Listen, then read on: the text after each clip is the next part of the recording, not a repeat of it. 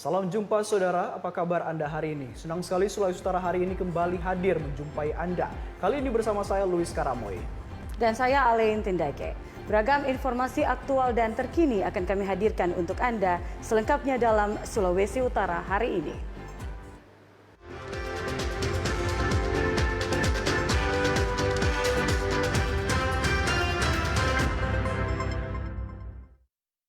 Kita ikuti informasi pertama. Sebanyak 5 orang pria ditangkap tim Direktorat Reserse Kriminal Umum Kepolisian Daerah Sulawesi Utara dalam kasus tindak pidana perdagangan orang (TPPO) atau trafficking melalui aplikasi micet. Seluruh tersangka ini diamankan di Kelurahan Ranotana, Kecamatan Sario, Kota Manado. Penangkapan tersebut berawal dari sejumlah informasi masyarakat yang mencurigai bahwa ada praktik prostitusi online di lingkungan tersebut. Dari hasil laporan ini, tim Ditreskrimum langsung melakukan penyelidikan di tempat kejadian perkara.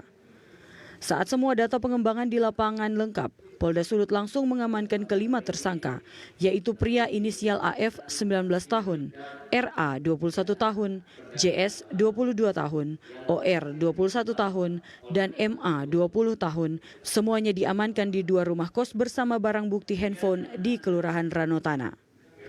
Sementara itu dalam pengungkapan kasus di depan awak media, Kapolda Sulut Irjen Pol Setio Budianto didampingi Kabid Humas Polda Sulut Kombes Pol Iis Kristian dan Direskrimum Polda Sulut Kombes Pol Ganis Yahaan menjelaskan, aksi dari para tersangka dengan modus menawarkan teman wanitanya melalui aplikasi micet untuk dieksploitasi seksual.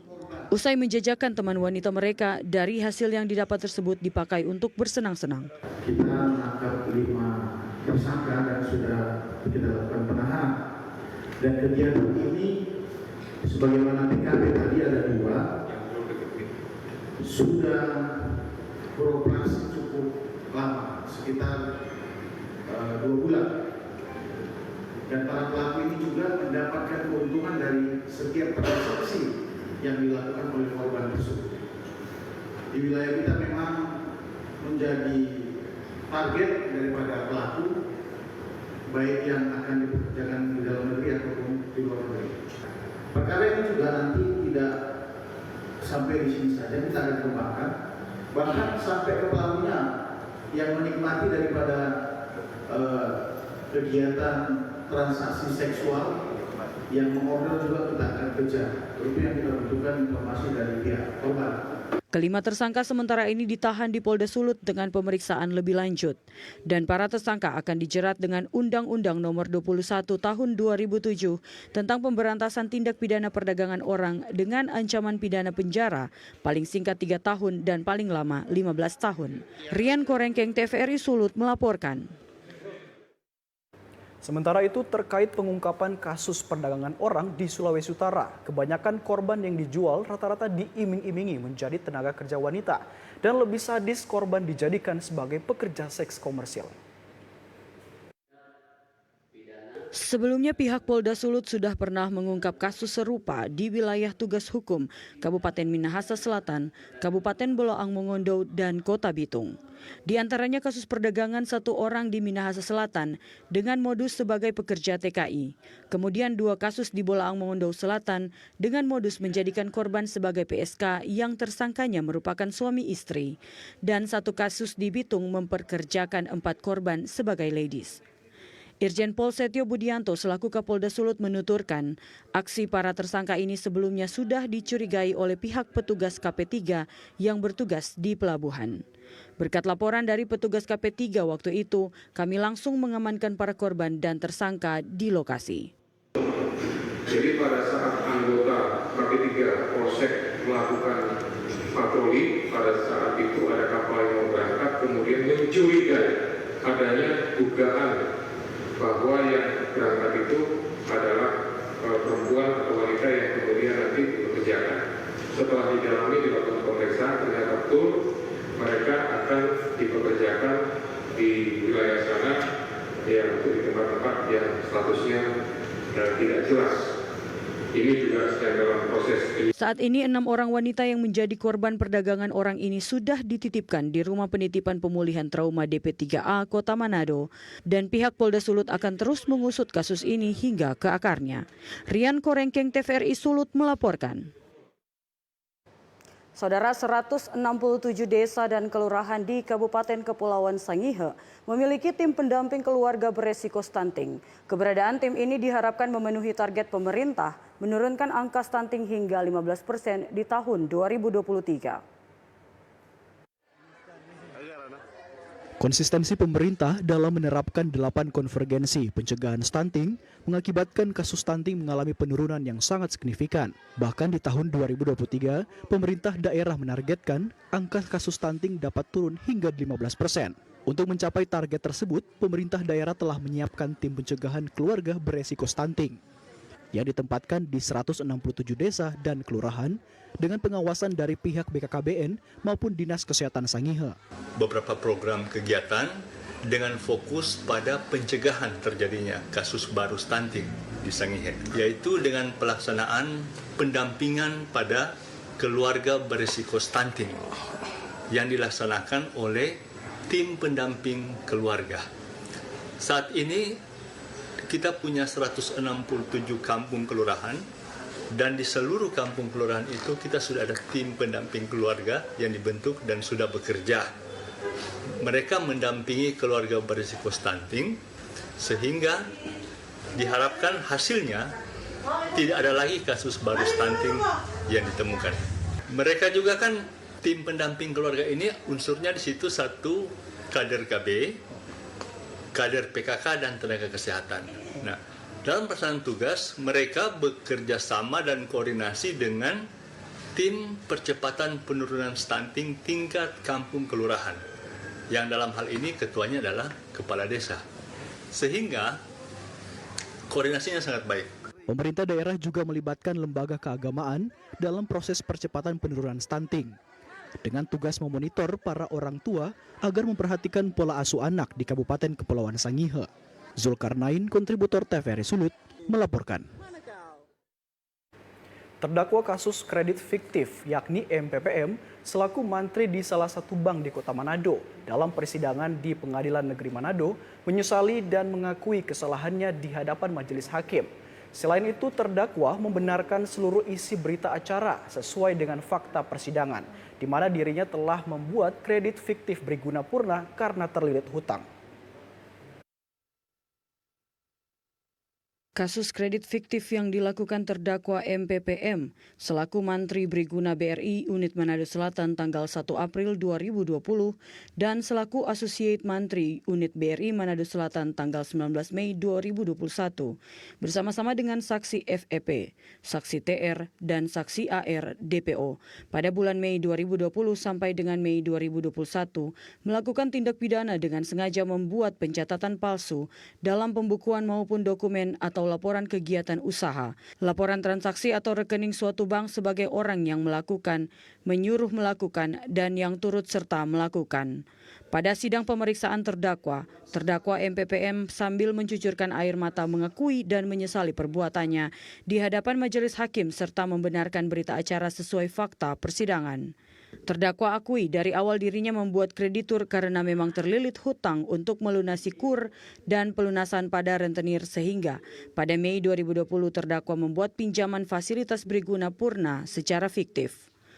Cara terdakwa melakukan dengan mencari data-data nasabah pensiunan baik secara manual maupun dengan cara mencari di sistem perbankan tersebut.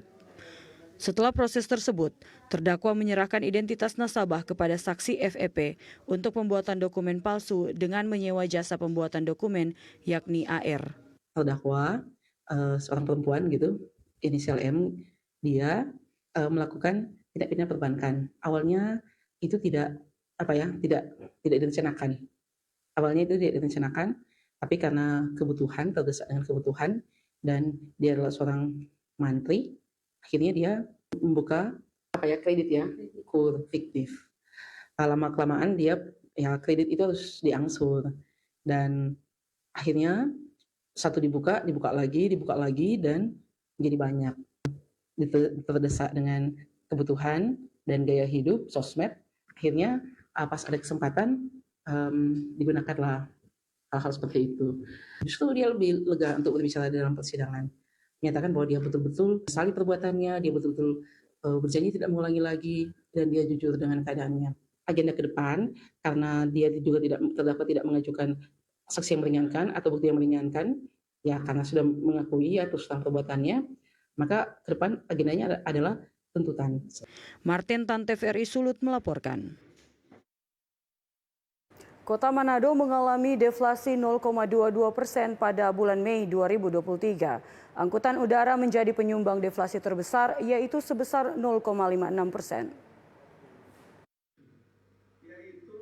Berdasarkan rilis terbaru dari Badan Pusat Statistik Provinsi Sulawesi Utara, Kota Manado mengalami deflasi 0,22% pada bulan Mei 2023. Angkutan udara menjadi penyumbang deflasi terbesar, yaitu sebesar 0,5686% secara month-to-month dan 0,2834% secara year-on-year. Dilihat dari inflasi month-to-month, Kota Manado menempati urutan ke-13 inflasi di Pulau Sulawesi dan urutan ke-87 secara nasional. Kepala Badan Pusat Statistik Sulawesi Utara Asim Saputra mengatakan, deflasi yang terjadi di bulan Mei merupakan upaya semua pihak dalam menjaga harga dapat dijangkau masyarakat. Perkembangan inflasi Kota Manado pada bulan Mei 2023 mengalami deflasi 0,22% dan Kota-Kota Mobagu mengalami inflasi 0,28%. Jadi ini capaian yang bisa kita raih pasca Ramadan dan Lebaran. Kalau di bulan lalu Kota Manado mengalami inflasi tipis, saat ini justru mengalami deflasi. Ini menunjukkan bahwa upaya kita semua untuk menjaga harga yang stabil, harga yang bisa dijangkau masyarakat bisa kita capai di bulan Mei 2023. Secara year-on-year, Kota Manado menempati urutan ke-9 di Pulau Sulawesi dan urutan ke-72 secara nasional. Tim Liputan TVRI Sulut melaporkan. Saudara, sering terjadinya kekosongan belangko dalam proses pembuatan KTP maupun kartu keluarga. Ditjen Dukcapil Kementerian Dalam Negeri mengambil langkah maju dengan melakukan digitalisasi identitas kependudukan. Berikut informasinya untuk Anda. Ditjen Dukcapil Kementerian Dalam Negeri tengah melakukan inovasi dengan mengintegrasikan berbagai dokumen kependudukan ke dalam satu aplikasi kependudukan, yakni identitas kependudukan digital. Untuk tahap awal akan diterapkan pada pegawai di lingkungan Disdukcapil Kabupaten Kota, selanjutnya ASN seluruh Indonesia, baru kemudian ke masyarakat umum. Meski demikian, pelayanan kependudukan dalam bentuk fisik akan tetap berjalan. Menghadapi pemilu 2024 nanti, melalui aplikasi ini juga bisa digunakan warga untuk mengetahui di mana akan menyalurkan hak suara saat di hari pemilihan. Identitas kependudukan yang berupa KTP, kartu keluarga, juga mungkin ada dari layanan atau instansi lain berupa BPJS, NPWP, itu disatukan dalam satu aplikasi. Pemerintah masih giat-giat mensosialisasikan. Jadi kalaupun ada masyarakat yang belum memiliki Android yang bisa menginstal aplikasi tersebut, kita di Dinas Dukcapil tetap masih memberikan layanan dengan KTP dalam bentuk fisik. Jadi dengan adanya IKD bukan berarti kita menghilangkan layanan dokumen dalam bentuk fisik, tetap masih sama-sama jalan, dan itu memang sudah dipikirkan oleh pemerintah pusat maupun pemerintah daerah. Pemerintah lebih mengkhususkan yang pertama untuk seluruh pegawai ada di Kemendagri, pegawai yang ada di provinsi, kabupaten, kota, dan selanjutnya akan dilanjutkan dengan penginstalan atau aktivasi IKD untuk pelajar dan mahasiswa yang ada di kabupaten kota. Dinas Kependudukan dan Pencatatan Sipil Kota-Kota Mobagu saat ini sudah melayani hampir 500 warga yang melakukan aktivitas IKD. Taufik Darondo, kontributor TVRI Sulut, melaporkan. Kita beralih ke informasi lainnya, Saudara. Krisis listrik di Kabupaten Kepulauan Talaut terus terjadi dalam beberapa bulan terakhir. Masyarakat menuding pihak PLN lalai dalam menjamin pelayanan fasilitas kelistrikan bagi warga perbatasan. Masalah listrik saat ini menjadi permasalahan serius bagi masyarakat yang tinggal di Kabupaten Kepulauan Talaut. Pemadaman aliran listrik terus-menerus terjadi di seluruh wilayah di Kabupaten Talaut, tidak terkecuali.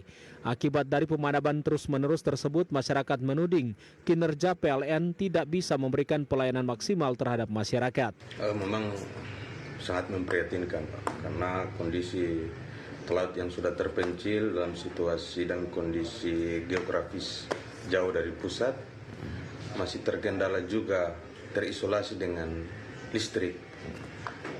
Beberapa bulan terakhir ini keadaan listrik di Kabupaten Kepulauan Talaut, terlebih khususnya yang ada di Pulau Karakelang dan Pulau Salibabu, itu sangat memprihatinkan. Karena kenapa memprihatinkan? Tidak ada jadwal pasti untuk pemadaman. Selain tidak ada jadwal pasti untuk pemadaman yang dilakukan katanya secara bergilir tidak lagi bergilir, Pak. Pagi mati, tiba-tiba 1 jam menyala, siang juga mati, sampai sore, bahkan bisa sampai besok paginya.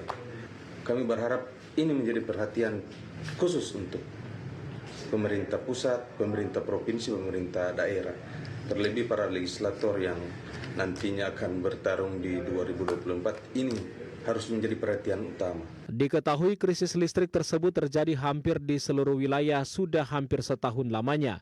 Warga hanya bisa berharap adanya perhatian dari pemerintah untuk mengatasi permasalahan tersebut. Dari Kabupaten Kepulauan Talaut, Ardi Mawentiwalo, TVRI Sulut melaporkan. Kita beralih ke informasi lainnya, Saudara. Meningkatkan kesadaran pentingnya laut dan sumber daya kelautan yang ada di Kota Manado, Hari Laut Sedunia 2023 dijadikan momen penting oleh masyarakat bersama puluhan pekerja hotel untuk melakukan giat sadar lingkungan melalui pembersihan sampah di pantai. Di sana ada banyak. Meskipun Provinsi Sulawesi Utara yang dijuluki Nyiru Melambai masuk daftar destinasi wisata super prioritas oleh pemerintah pusat, namun kesadaran masyarakat soal kebersihan masih terus jadi pekerjaan rumah bagi pemerintah dalam menanggulangi hal tersebut. Dalam pembersihan, Felix Paneleon selaku staf khusus bidang pariwisata pemerintah Kota Manado mengatakan, aksi bersih-bersih pantai yang dilakukan ini menjadi contoh yang sangat baik, di mana membersihkan pantai dengan cara memilah berdasarkan jenisnya atau coastal clean up sangat penting karena ini bagian dari kehidupan masyarakat. Ia juga mengajak seluruh masyarakat Kota Manado selalu mengedepankan apa yang dinamakan jangan membuang sampah sembarangan, karena lingkungan bersih dan asri dapat membuat masyarakat tetap sehat. Ini penting sekali karena coastal clean up ini merupakan bagian penting dari kehidupan kita dan juga program dari pemerintah kota. Kita selalu mengedepankan apa yang dinamakan dengan jangan buang sampah sembarangan, tetap jaga lingkungan, memilah-milah sampah, ya kan, peduli terhadap sampah. Nah, seperti ini adalah buktinya. Kita berharap bahwa kegiatan ini menjadi tanda, menjadi trigger juga bagi masyarakat dan pihak-pihak yang lain untuk memulai. Ada istilah kapan lagi kalau bukan torang, kapan lagi kalau bukan sekarang.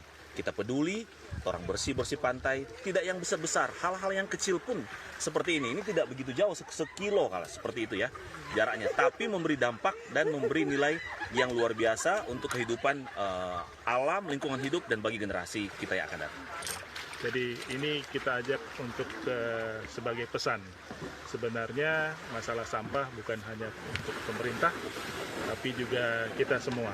Dari hulu dan ke hilir. Jadi di hilir kita Green Lule sudah lakukan sustainability dan environmental management. Di hilir kita berikan seperti ini untuk memberikan pesan kepada teman-teman yang lain bahwa dibutuhkan banyak gerakan.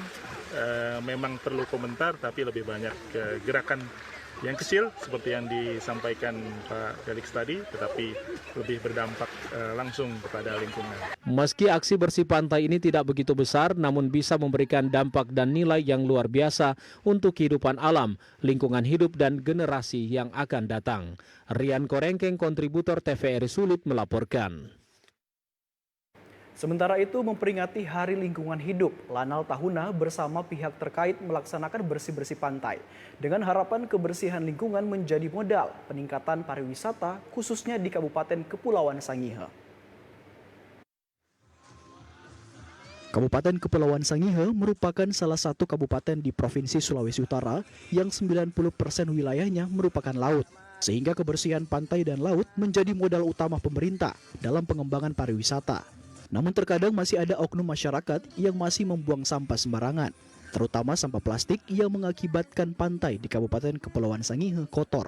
Terkait hal tersebut, Pangkalan TNI Angkatan Laut bersama pemerintah, Forkopimda, dan BUMN Sangihe melakukan bersih-bersih pantai, sembari mengingatkan masyarakat untuk bersama menjaga kebersihan lingkungan. Pada prinsipnya, menurut kami merupakan salah satu bentuk sinergitas dan soliditas kita, pemerintah daerah, dengan semua komponen masyarakat.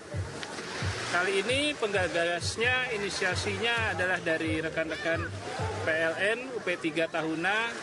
Tidak lain tujuannya adalah untuk lebih memperhatikan lingkungan sekitar kita, khususnya wilayah laut.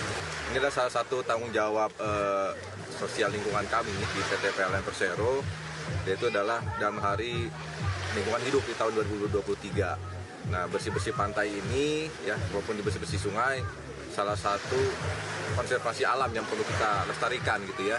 Jadi harapannya juga kepada masyarakat sekitar turut menjaga segala kebersihan yang ada di sungai maupun di pantai. Ya, simpel, jangan buang sampah sembarangan. Kita jaga laut, ya. Laut adalah suatu alam yang luar biasa. Dengan kebersihan lingkungan, khususnya laut dan pantai, diharapkan mampu mendongkrak dunia pariwisata, sehingga perekonomian masyarakat di Kabupaten Kepulauan Sangihe dapat meningkat. Zulkarnain, kontributor TVRI Sulut, melaporkan.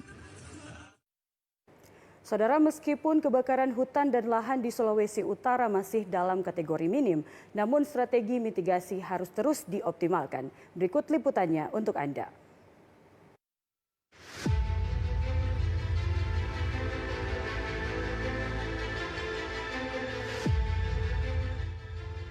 Provinsi Sulawesi Utara memiliki luas hutan sebesar 764.739 hektar yang tersebar di 15 kabupaten kota. Untuk itu, upaya meminimalisasi kebakaran hutan dan lahan terus dilakukan di Provinsi Sulawesi Utara. Meskipun kebakaran hutan dan lahan di Sulut dikategorikan masih minim atau tidak sama seperti di Pulau Kalimantan dan Sumatera. Namun Dinas Kehutanan Provinsi Sulut berupaya mengoptimalkan strategi mitigasi karhutla secara pentahelix, yakni melalui sosialisasi rutin pemangku kepentingan agar tidak melakukan pembukaan lahan dengan cara membakar. Selanjutnya membentuk satgas hingga ke desa dan kelurahan hingga melakukan penegakan hukum terutama bagi yang melanggar. Apalagi pemerintah telah membuat regulasi tentang larangan pembakaran hutan dan lahan yang tertuang dalam Undang-Undang Nomor 11 Tahun 2020 Cipta Kerja, Undang-Undang PPLH, Undang-Undang Kehutanan, serta Undang-Undang Perkebunan.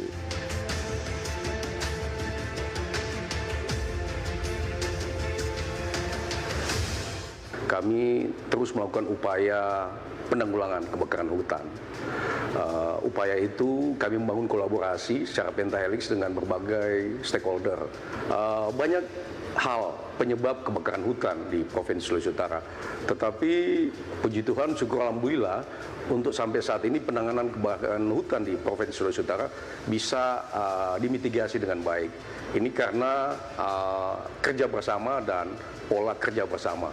Saya bersyukur potensi kebakaran hutan yang terjadi sangat minim di sini. Berdasarkan data BMKG Stasiun Meteorologi Samratulangi Manado bahwa saat ini Sulawesi Utara sementara dalam masa peralihan dari musim hujan ke musim kemarau, sehingga cuaca panas ekstrim masih berpotensi terjadi di Sulawesi Utara. Pegiat lingkungan juga mengatakan bahwa warga perlu berhati-hati akan fenomena ini karena kebakaran hutan dan lahan umumnya didominasi pembukaan lahan baru oleh petani dengan cara pembakaran. Jika hal ini bersamaan dengan cuaca panas ekstrim, maka dapat berpotensi terjadi kebakaran hutan dan lahan.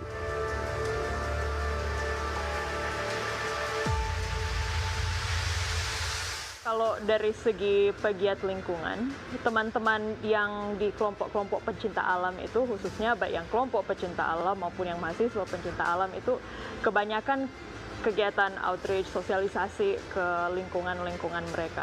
Bagaimana masyarakat bisa mencegah. Jadi yang masalah itu berkaitan dengan sampah yang dibuang sembarangan, terutama sampah rokok, apakah itu puntungnya atau bahkan cuma abunya itu pun bisa memicu kebakaran.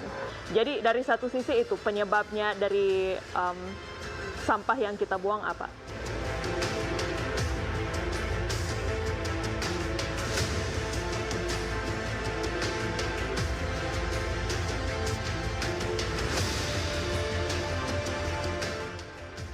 Pemerintah Provinsi Sulawesi Utara saat ini juga mendorong program Volunet Sync 2030 dari Kementerian LHK, yaitu suatu kondisi yang ingin dicapai melalui penurunan emisi gas rumah kaca dari sektor kehutanan dan penggunaan lahan. Hal ini dilakukan guna menjaga hutan serta flora dan fauna di dalamnya.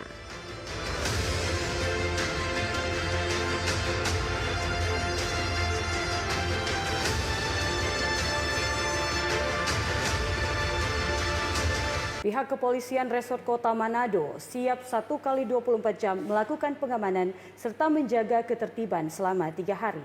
Di mana kegiatan Hari Persatuan Pria Kaum Bapa Sinode Gemim tahun 2023 ini dilaksanakan di wilayah Manado Utara.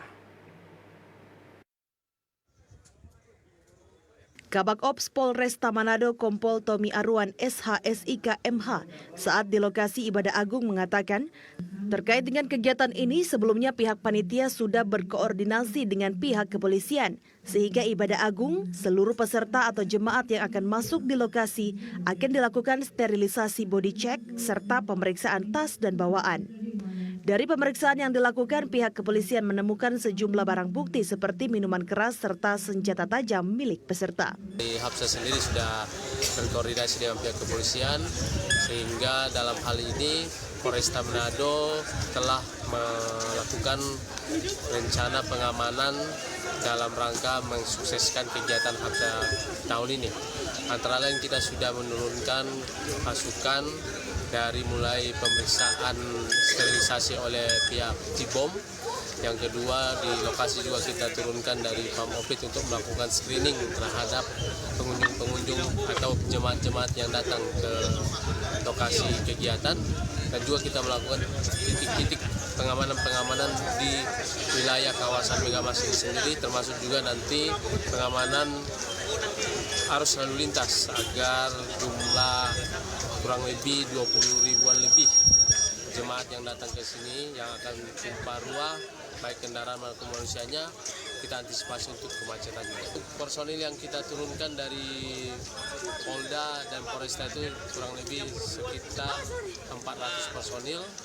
Di lokasi ini sendiri kita turunkan 300 personil dan 100 personilnya di titik-titik di gereja-gereja tempat kegiatan perlombaan akan diselenggarakan. Selain 400 personel dari kepolisian yang diturunkan untuk pengamanan Hapsa PKB saat ini, ada juga dari pihak TNI, Pol PP, Dinas Perhubungan, serta Panji Yosua yang akan ikut membantu sampai kegiatan selesai. Rian Korengkeng, TVRI Sulut melaporkan.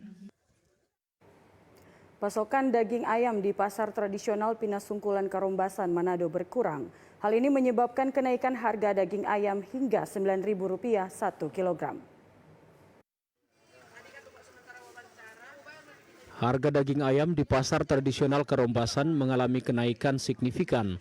Bulan lalu pedagang menjual dengan harga Rp26.000 1 kilogram, saat ini dijual Rp35.000 1 kilogram. Mengalami kenaikan sekitar Rp9.000 1 kilogram. Kenaikan harga daging ayam ini sudah terjadi selama 1 bulan. Menurut Norma, salah satu pedagang mengatakan naiknya harga daging ayam disebabkan kurangnya pasokan. Naik.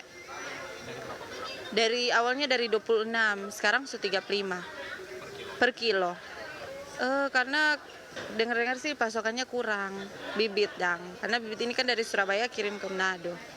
Ini baru 1 bulan sih. Ya mau naik pasti sampai 40. Stoknya kan bibitnya dari Surabaya. Kirim ke Manado ternak.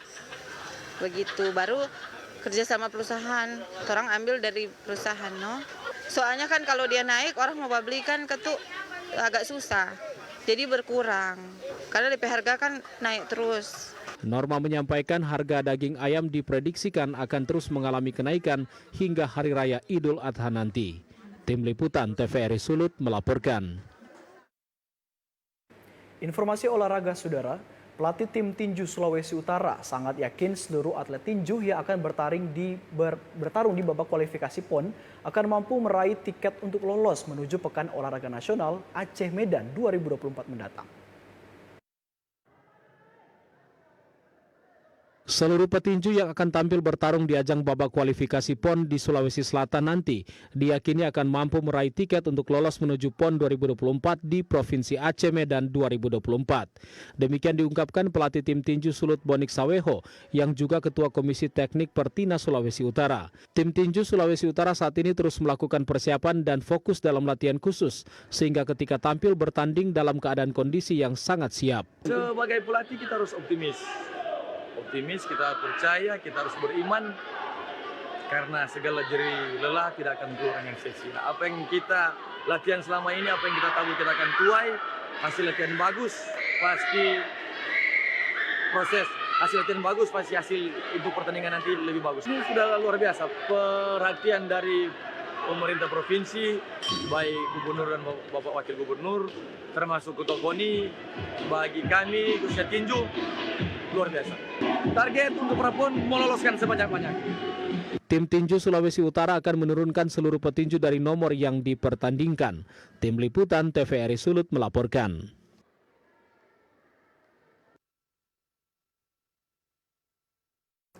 Saudara, gelaran lomba menembak dalam rangka hari ulang tahun ke-77 Bayangkara tahun 2023 berlangsung meriah yang diikuti oleh Forum Komunikasi Pimpinan Daerah, Wakapolda Sulut, pejabat utama Polda Sulut bersama insan pers. Lomba ini menjadi wadah pemersatu dalam mempererat tali silaturahmi. Lomba menembak yang digelar oleh Kapolda Sulawesi Utara, Irjen Pol Setio Budianto di lapangan tembak Jiwa Trisna Sahwahita di SPN Polda Sulut Karumbasan untuk menyambut Hari Bayangkara yang akan diperingati pada 1 Juli mendatang. Kelas yang dilombakan yaitu slow fire presisi versi tembak plat jarak 20 meter. Usai giat, Kapolda Setio Budianto mengatakan acara ini salah satu pemersatu untuk lebih mempererat silaturahmi bersama seluruh peserta lomba, baik dari instansi pemerintah maupun awak media. Lanjutnya, ini merupakan kegiatan eksibisi menembak yang sebenarnya tidak dilakukan secara formal, karena sifatnya merupakan rangkaian kegiatan dalam rangka Hari Bayangkara ke-77. Harapan saya juga dengan perkenalan terhadap yang mungkin baru memegang senjata api dan baru merasakan suasana menembak, ini bisa menjadi suatu pemicu atau trigger atau semangat untuk belajar lebih lanjut lagi, karena ya menembak ini kan dilombakan juga.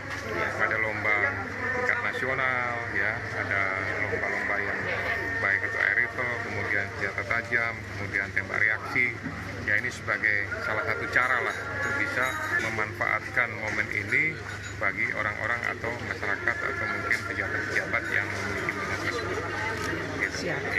Mudah-mudahan rangkaian kegiatan Hari Bayangkara ke-77 untuk Polda Sulawesi Utara bisa berjalan dengan baik. Kami meminta dukungan dari seluruh stakeholder masyarakat, ya, dan pastinya seluruh anggota Polda Sulawesi Utara. Kapolda juga menambahkan kegiatan ini sebagai salah satu cara untuk bisa memanfaatkan momen bagi masyarakat dan pejabat yang memiliki minat olahraga khususnya menembak. Rian Korengking, TVRI Sulut melaporkan.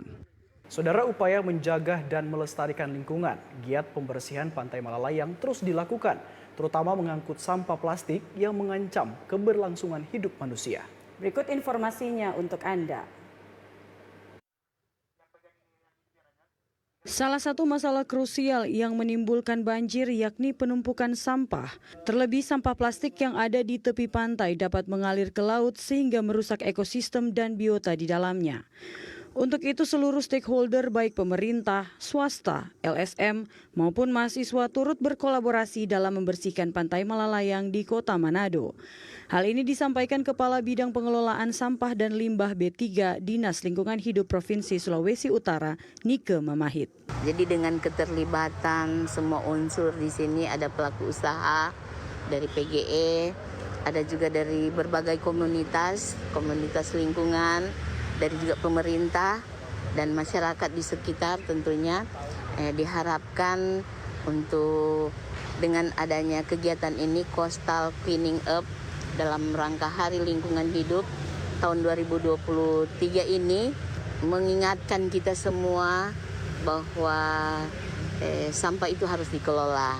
Sampah itu harus dikelola. Jadi mulai dari sumber sampah, mulai dari diri sendiri untuk mulai mengelola sampah dengan melakukan pemilahan sampah dan menempatkan sampah itu pada tempatnya agar supaya sampah-sampah itu tidak masuk ke sungai, tidak masuk ke laut, tapi dikelola. Jadi diharapkan dengan kegiatan ini Coastal Cleaning Up kita membersihkan laut supaya menjaga kelestarian laut itu sendiri. Nika Mamahit menambahkan, masyarakat juga diminta melakukan daur ulang sampah melalui 3R, yakni reuse, reduce, dan recycle untuk mengurangi produksi sampah setiap tahun. Tim Liputan TVRI Sulut melaporkan. Masyarakat diminta untuk berperan aktif dalam mengatasi permasalahan sampah plastik. Pasalnya limbah plastik yang dibuang secara berlebihan dapat mengancam kehidupan manusia dan biota laut. Sampah plastik merupakan sampah yang sulit terurai oleh tanah maupun air yang memberikan dampak buruk bagi lingkungan. Sehingga pihak Dinas Lingkungan Hidup Kota Manado mengajak masyarakat untuk mengatasi permasalahan tersebut dengan 3R. Reduce atau memanfaatkan kembali barang bekas tanpa diolah, reuse atau mengolah kembali barang bekas atau limbah seperti sampah organik menjadi kompos, dan recycle atau mengurangi produksi sampah plastik dengan memakai tumbler atau tas belanja dari rumah. Strategi sederhana ini dapat mengatasi permasalahan sampah plastik. Hal ini disampaikan fungsional pengawas lingkungan DLH Kota Manado, Freddy Mandagi. Setelah kita ketahui bersama bahwa sampah plastik ini sudah menjadi permasalahan ya secara internasional, sehingga penanganannya harus lebih serius, kontinu dan berkesinambungan tentunya. Karena kita melihat efek dari plastik ini sangat mempengaruhi keberlangsungan kehidupan lingkungan, terutama manusia dan lingkungan sekitarnya. Sehingga perlu dilakukan hal seperti ini terkait dengan membersihkan laut itu sendiri. Keberhasilan suatu program ya, terutama pengelolaan sampah itu tergantung dari banyak hal. Kalau pengelolaan sampah itu merupakan tanggung jawab pemerintah. Tapi untuk keberhasilan tentunya harus melibatkan semua elemen masyarakat. Terutama keberhasilan pengelolaan sampah itu harus melibatkan pemerintah, masyarakat, dan semua stakeholder yang ada. Freddy Mandagi menambahkan, masyarakat diminta untuk meningkatkan kesadaran akan pentingnya lingkungan hidup dengan tidak membuang sampah sembarangan dan memilah sampah organik dan anorganik. Tim Liputan TVRI Sulut melaporkan. Dan kita ikuti informasi Klik Sulampah, berita yang dihimpun dari wilayah Sulawesi, Maluku, dan Papua.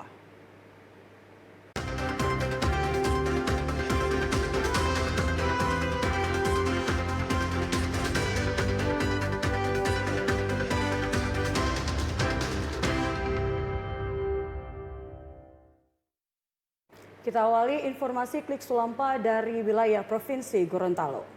Warga Dusun Hulupa, Pantai Desa Bulalo, Kecamatan Kuandang, Kabupaten Gorontalo Utara, dikagetkan dengan penemuan buaya dengan panjang 4,7 meter dengan lebar 1 meter.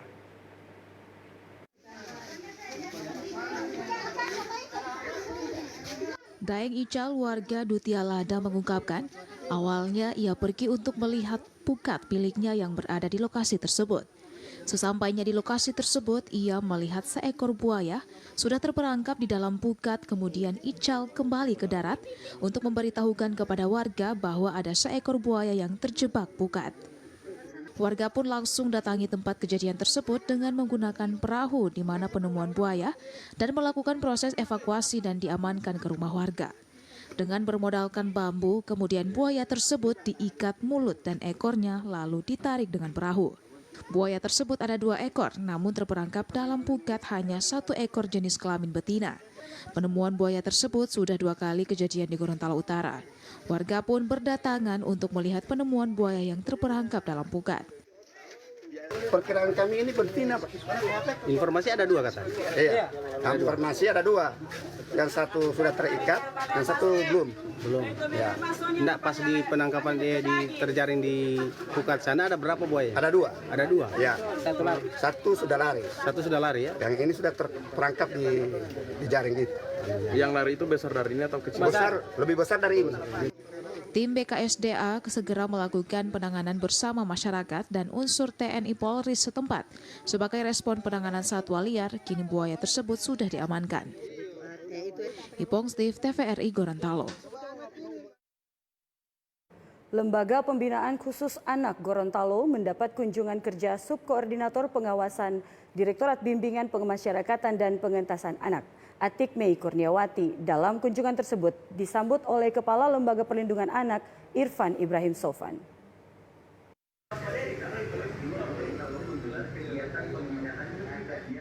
Dalam kunjungan kerja Subkoordinator Pengawasan Direktorat Bimbingan Pemasyarakatan dan Pengentasan Anak, Atik Mei Kurniawati langsung melakukan inspeksi mendadak ke ruang pelayanan registrasi, dilanjutkan dengan pengecekan ke ruangan pelayanan pasien dan ruang inap klinik Pratama Lapas Anak Gorontalo. Selanjutnya berlanjut ke ruangan tahanan dan perpustakaan serta tempat ibadah. Setelah melihat dan menelusuri beberapa tempat strategis dan vital tersebut, Subkoordinator Pengawasan Direktorat Bimbingan Pemasyarakatan dan Pengentasan Anak Atik Mei Kurniawati mengungkapkan, terkait klinik perawatan sudah sangat bagus, sarana dan prasarana penunjang seperti ketersediaan pendinginan ruangan atau AC, baik di ruangan administrasi serta ruang pelayanan pasien anak binaan. Hal ini untuk memberikan pelayanan maksimal kepada publik termasuk anak binaan. Setelah melakukan cek lapangan, Atik Mei Kurniawati mengapresiasi kinerja para pegawai lapas anak Gorontalo. Hal tersebut harus dipertahankan dengan semangat motivasi kerja seluruh pegawai dan terus bekerja sesuai dengan tusi dan aturan yang ada. Apalagi lembaga pembinaan khusus anak baru-baru ini mendapat penghargaan juara 1 terbaik di seluruh lapas anak. Terkait dengan pembangunan zona integritas menuju WBK, WBBM diperlukan komitmen dari seluruh pegawai, baik pimpinan maupun staf, untuk bersikap bersih, tidak melakukan KKN dan memberikan pelayanan yang terbaik kepada masyarakat. Beberapa hal di lapangan tersebut dalam indikator penilaian juga. Oleh karena itu, lapas anak dapat mewujudkan secepat mungkin target tersebut. Saya begitu masuk di depan, kelihatannya sangat kecil ya kantornya. Pas masuk memang itu cukup terbatas, tapi ini diatur sedemikian rupa, kelihatan sekali ramah anaknya, kemudian rapi dan bersih, kebersihan dijaga. Kemudian fasilitas juga terbatas, tapi pemenuhan terhadap hak anak diupayakan ada. Nah, ini saya pikir layak untuk menjadi LPKA terbaik di seluruh Indonesia dan pantas ketika diusung untuk mendapatkan WBBM. Salut dengan LPKA Gorontalo, luar biasa kinerja timnya dan jajarannya. Saya melihat mulai dari pemenuhan tentang bacaan, literasi untuk anak ada, kemudian juga sekolah diupayakan bekerjasama dengan Dinas Pendidikan di Kota Gorontalo. Kepala Lembaga Pembinaan Khusus Anak Kelas 2A Gorontalo Irfan Ibrahim Sofan menambahkan, dengan kunjungan ini setidaknya lapas anak mendapat spirit baru dalam melaksanakan tusi, khususnya internal lapas anak Gorontalo, dan telah melakukan inventarisasi dan penyusunan hal-hal skala prioritas. Ipong Steve, TVRI Gorontalo.